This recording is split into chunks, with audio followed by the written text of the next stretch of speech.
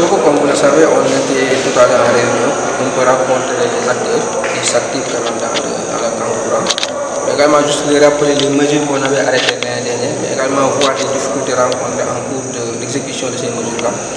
Et je pense que lors de cette rencontre, nous avons pu accueillir ou recueillir dans les différentes parties prenantes pour quand même les écouter d'abord, essayer de voir comment régler les difficultés. Parce qu'il faut le dire, souvent la sortie du Kankourang pose énormément de problèmes au niveau de la commune de Sédhiou. C'est pourquoi nous avons jugé utile quand même de réunir ces acteurs, mais également de voir les jours de sortie de Kankourang. Et je pense que la mesure qu'on a prise à ce niveau, c'est de retenir les week-ends, à partir du vendredi soir jusqu'au dimanche soir, pour que quand même le Kankourang puisse sortir, mais également de voir les heures de sortie du Kankourang, comme on l'a dit tout à l'heure.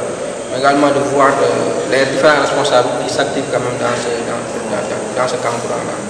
Et essayer de voir avec les associations qu'on a mises en place, comment les responsabiliser au niveau de chaque quartier. Il y a un délégué de quartier déjà qui est là, et également voir des responsables qui vont gérer quand même les sorties de Kankourang au niveau de chaque quartier. Les artères. Oui, les artères également, comme on l'a dit l'année dernière, on a interdit quand même les couloirs, l'axe qui mène vers la gouvernance, devant la mairie, jusqu'à la préfecture et au niveau des postes de santé et des listes de santé qui sont des lieux un peu sensibles. Je pense qu'on a interdit quand même les Kankourang traverser ces artères. Des Kankourang errants pratiquent des quartiers comme le Banc Rouge. Quelles sont les dispositions prises à ce niveau? Comme je l'ai dit tout à l'heure, tout Kankourang errant sera interdit. Et je pense que également toutes sortes de Kankourang sera autorisées en bonne et due forme. Et je pense que les responsables de ces quartiers-là vont apprécier en fonction des mesures arrêtées, comment contrôler et superviser les Kankourang qui devront sortir. Après, je suis ici mairie bi rencontrer les acteurs qui sont liggéey ci wàllu Kankourang bi, mais également les chefs de service avec la mairie de Sédhiou pour nous waxtaan ensemble difficultés yi nga xam souvent dañ koy gis ci sortie Kankourang bi au niveau de la commune de Sédhiou. di wax léegi ni ki ma fi remplacé am na ay mesures arrêté woon daaw ak les différents acteurs. Et je pense que tey doo ñëwoon rek pour rappeler waat mesures yooyu pour xool également évaluer ko yan difficulté moo ci nekkoon. Je pense que moo taxoon ñu woowoon acteurs yi fi nekk yëpp Sédhiou ñu waxtaan ñoom ci sortie Kankourang yi. gis nañ ni am na mesures yoo xam ci baaxoon na trop yooyu dañ kaa maintenir difficulté yi nga xam souvent peut-être am na ñu yoon beru de façon cavalière di def ñee def fee dañuy xool ñu tuddee benn cadre pour fédérer leen pour ñu mën a liggéey ensemble. Mais également di xool ci jours yi nga xam ci Kankourang dafa war a génn ñu xool jour ouvrable dañ koy tere Kankourang génn ko. yan jour lay génn. À partir du vendredi soir lay génn samedi ak dimanche soir après bu jeexee jeex na yooyu la heure yi aussi dañ koy au-delà de 11h du matin jusqu'à au plus tard 23h peut-être au-delà bu amee veille culturelle ñu autoriser ko mais bu dul loolu aussi dañ koy interdire. Mais chaque fois Kankourang buy génn dafa war a am autorisation Kankourang errant yi dañ koy tere.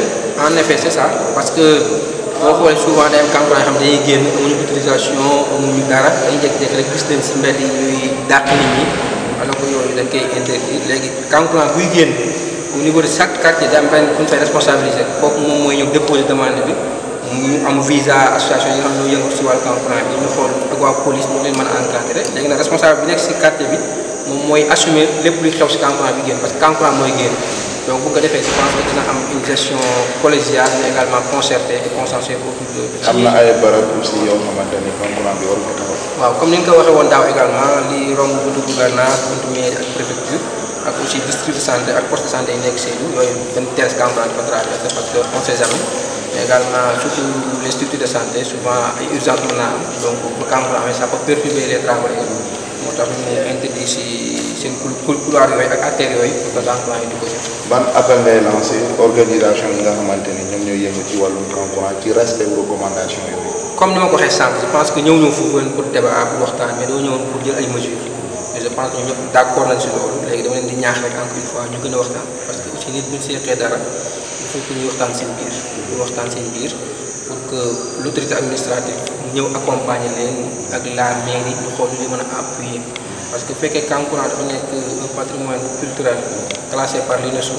je pense que Sédhiou loolu yomb donc waruñoo yàq loolu ñoo war a gën a góorgóorlu fédérer suñu force ñu xool ñun ñëpp ñu mën a liggéey ensemble ñi nga xam si gis nañ peut-être ni li ñu fi teg am na lu leen si metti wala lu leen si néew ñu waxtaan ak ñoom ñu xool loolu ñu mën a rectifier pour que bu ñu fi jógee lépp lu ñu fiy décider mu nekk des décisions consensuelles et concertées. Merci beaucoup. ci parti boobu c'est français s'il vous plaît préfet parti olof bi nga mujjee wax appel lancé par rapport.